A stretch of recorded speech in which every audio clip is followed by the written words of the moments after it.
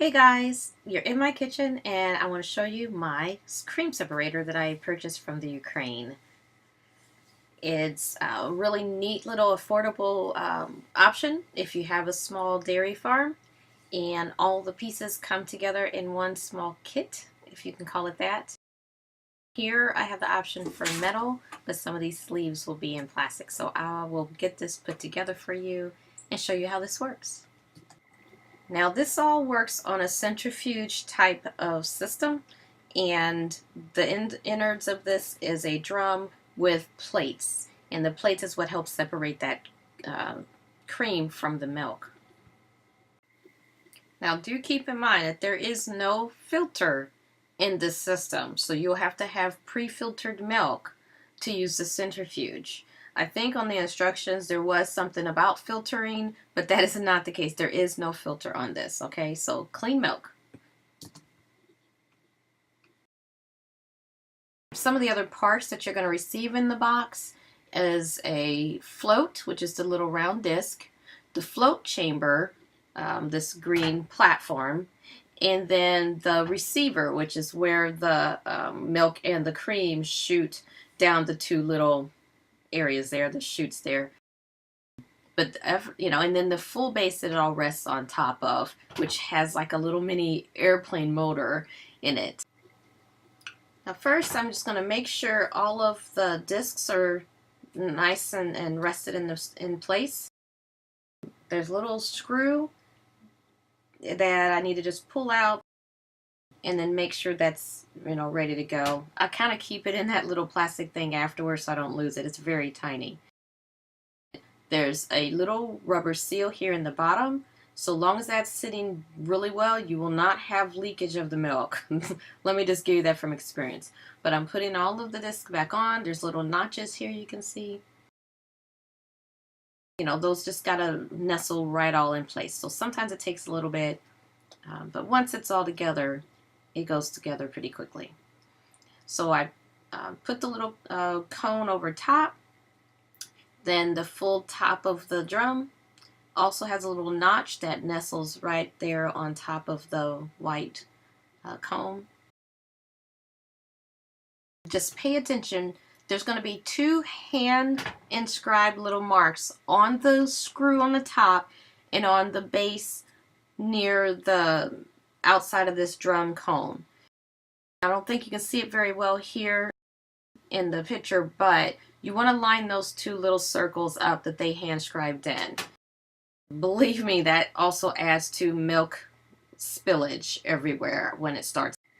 Once those are all lined up, I go ahead and insert my screw that will adjust for the cream amount that you want to have. A little more or a little less. Honestly, I don't see much of a difference, so I just screw it in all the way to get as much cream out as I can.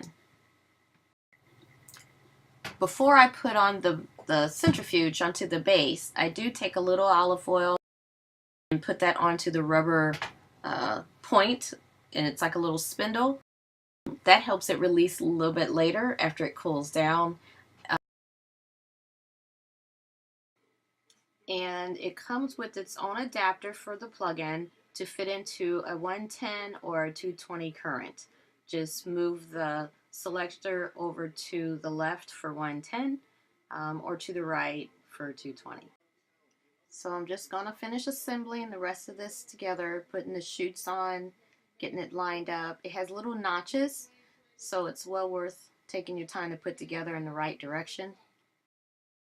I found it easier just to flip it around and have a container on each side.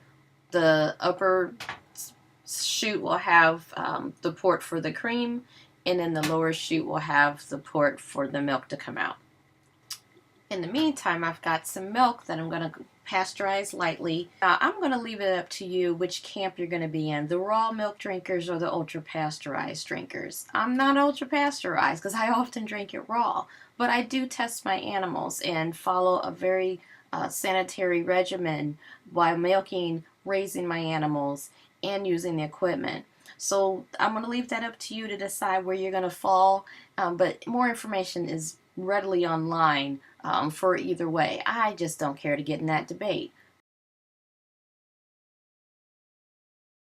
The base will go on with the float inserted. It rests on top of the centrifuge.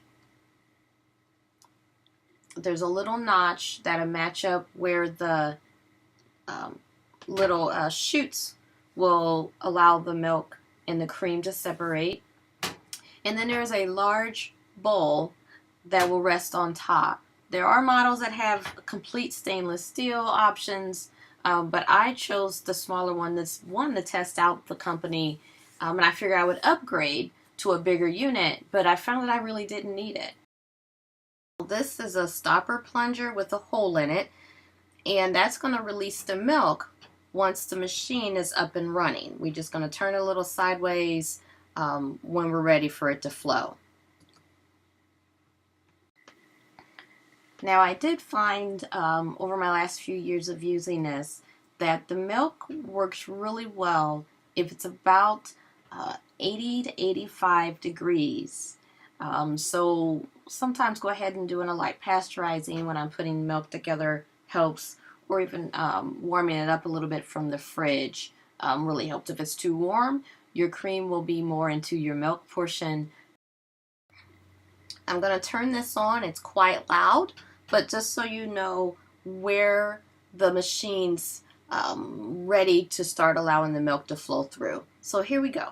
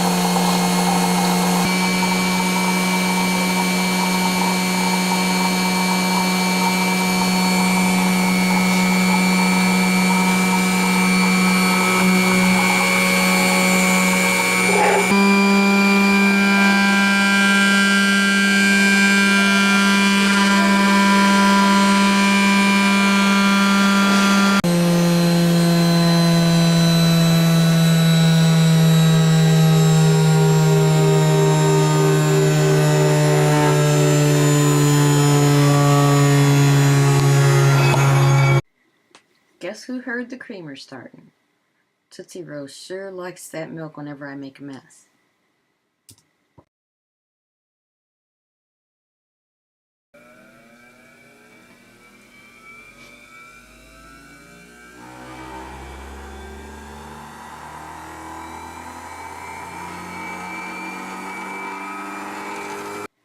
Make sure your seals are nice and tight, or snug actually, and that you're not restarting the machine with milk and cream sitting in it already.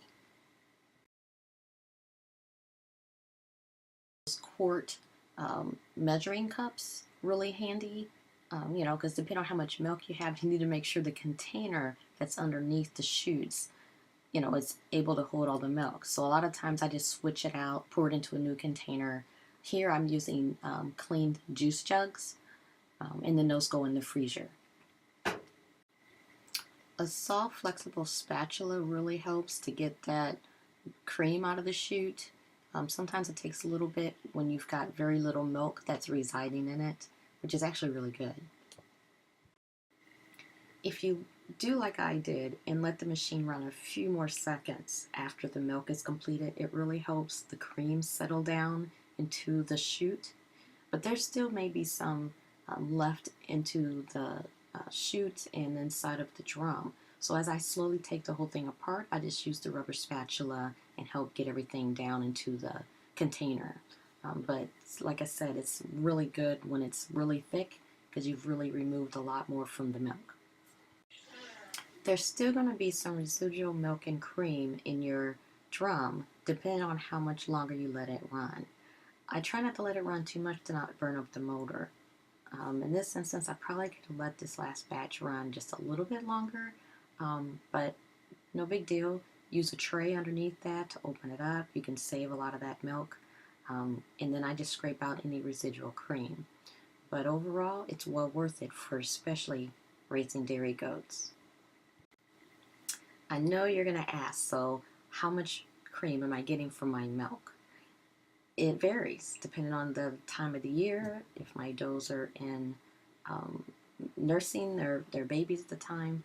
But overall, if I start with 2 quarts of milk, which is what I prefer using this machine, it works really well with at least 2 quarts of milk. I'm going to get a few ounces per quart. So today I was doing 4 quarts, and you can see here in this jar that I almost filled up a pint jar. So I'm pretty pleased. But overall, it's well worth it. I love this creamer from Mary Farm, and I suggest you try it out too. Have a good day, guys.